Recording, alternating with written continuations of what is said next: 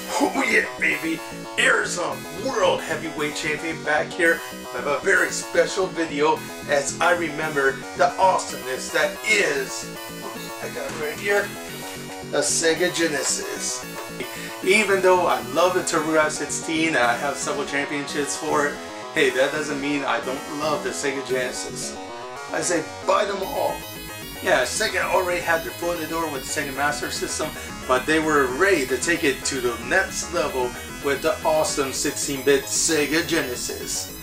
Yeah, in different countries it's called Mega Drive and all, but I don't know, since some other companies had Mega Drive here in the North America, you know, I don't know if it's like some automobile company, but whatever. Hey, since Bill Collins wasn't suing anybody, it's called the Genesis. Woohoo! Now what makes this system so awesome?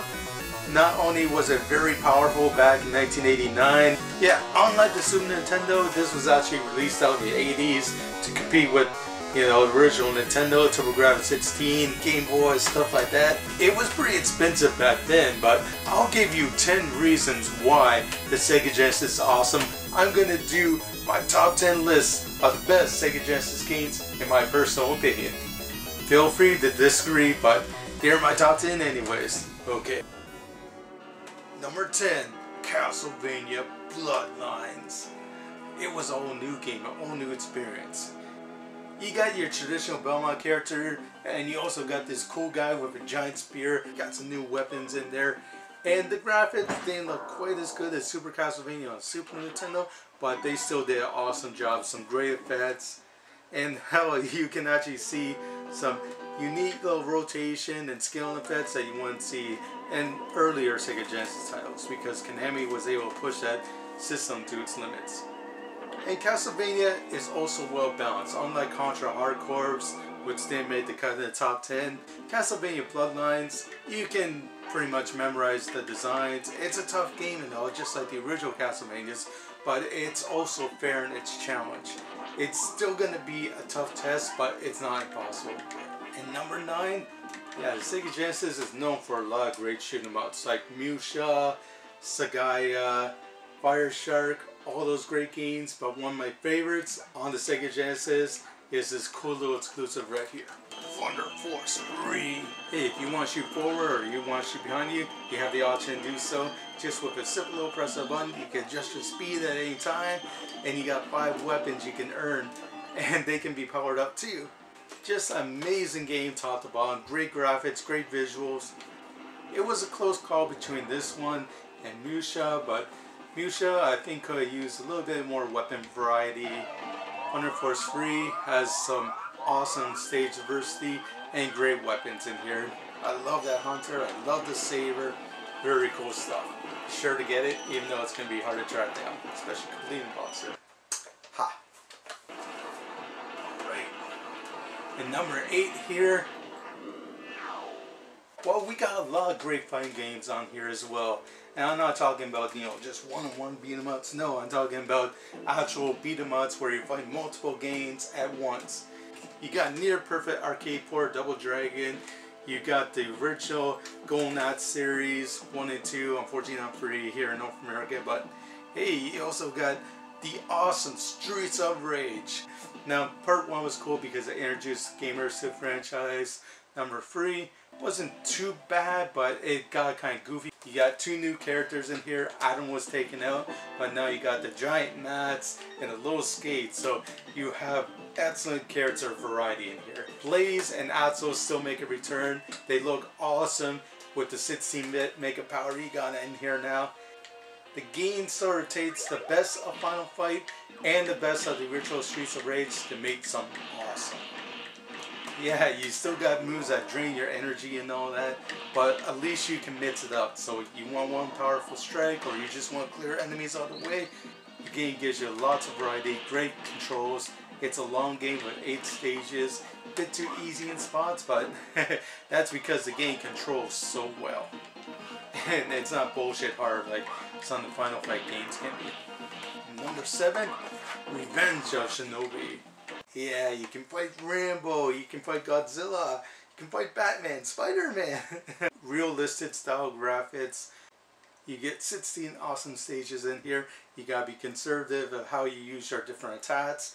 It's an awesome game, great strategy, hard as all hell, but man is it cool. Not to mention you get some killer graphics and great music as well. It's a total package, baby. And number 6, Ghouls and Ghosts. Yeah, this one is hard as all hell. You got 5 levels in here. It's kind of short, but man, is a great arcade translation. It looked almost arcade perfect. Yeah, it doesn't have some of the details here and there. And yes, the SuperGraph version does look better, but the problem is the SuperGraphic was an even more expensive console. It was a more expensive card to purchase. While the Sega Genesis version is just fine how it is. Not to mention the Sega Genesis version adds a new practice mode, some easier difficulties, and some improved controls that weren't in the arcade original. You can use diagonals, so it's easier to move around Arthur instead of getting trapped all the time. Yeah, get some freaky looking monsters in there you just want to throw knives at. It's an awesome game and real test of skill, but it's well worth it. Number 5, Shining Force 2. A lot of people go to PlayStation 1 or Super Nintendo if they want to get their RPG fix, but we can't forget the Sega Genesis also had some very unique RPGs, especially the Shining Force series. Yeah, number 1 introduced this cool turn-based strategy game where you can move around different figures, and yeah, some party members were good with swords, close range combat. Other ones were good at long range combat, throwing lances from distance so you can keep them at bay. Other ones were good at magic so they can spread out their attacks to multiple enemies. Shining Force was awesome for that, and part 2 had more storyline modes, different paths, multiple endings, different difficulties, a lot more variety, and it just made the game well worth the money. Not to mention you can see your characters as wimpy little children at first, but you see them grow into young adults ready to go into battle and save this lost kingdom. Not to mention the graphics and the music were also very cool too. Okay, number 4, Megaman The Wily Wars. Okay, for my choices here, I mostly picked the ones in North America because, hey, that's the ones I actually played here. But since this one was actually released on the Sega channel, it technically is a North American release.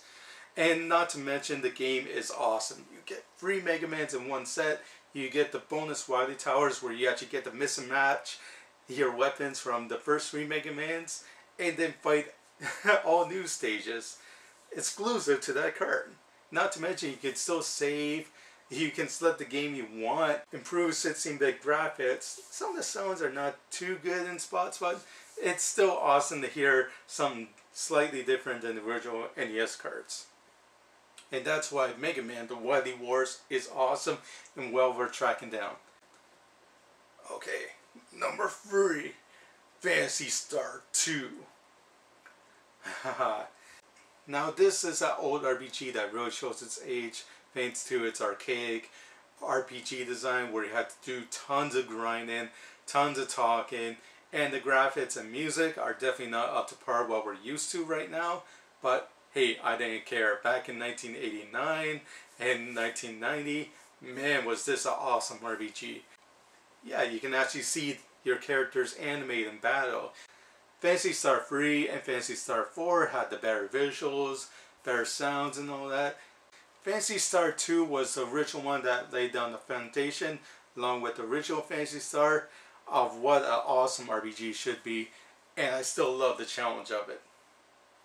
Okay, number 2, Gunstar Heroes. Yeah. Now, if Gunstar Hardcore wasn't doing it for you with its huge list of mini bosses and very high difficulty, here we got another high octane shooter for the Sega Genesis. If an enemy actually comes near, you might have the ability to throw him across the screen and yeah, throw him into another enemy.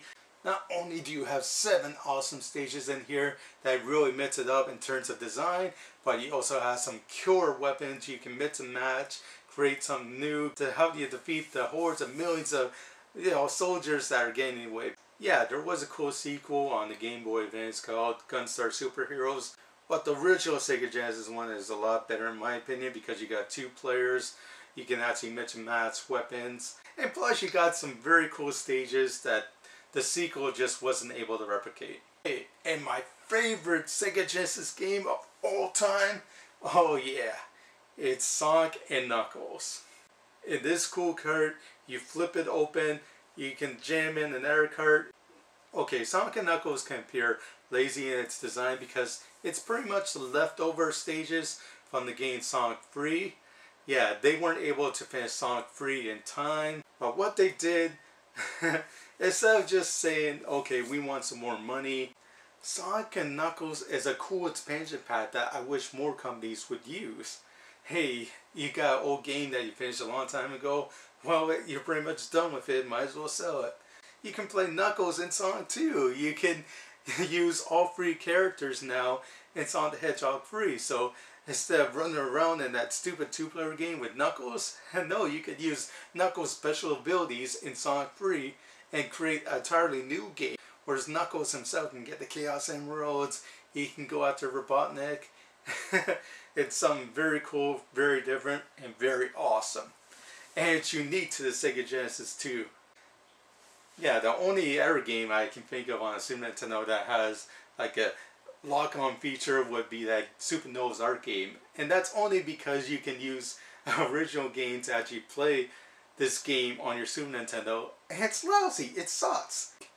Not only were the originals 1, 2, and 3 Sonic games some of the best known Sonic games out there because of their awesome 2D gameplay, but Sonic and Knuckles not only expands upon that, it's telling you, hey, you can expand on it in several different ways. And that's why the Sega Genesis is so awesome. It tried so many different things to make it stand out from the pack. So do you agree? Do you disagree? Do you think I left something out? I left out a lot of cool games like Strider, Ghostbusters, Quackshot, Mickey Mouse, World Evolution, and Castle Evolution, but hey, they were very close to making a list, and I'm sorry if I upset anybody with my picks, but hey, that's what comments are for, baby. Let me know what you think. This is Arizona World Heavyweight Champion, over and out.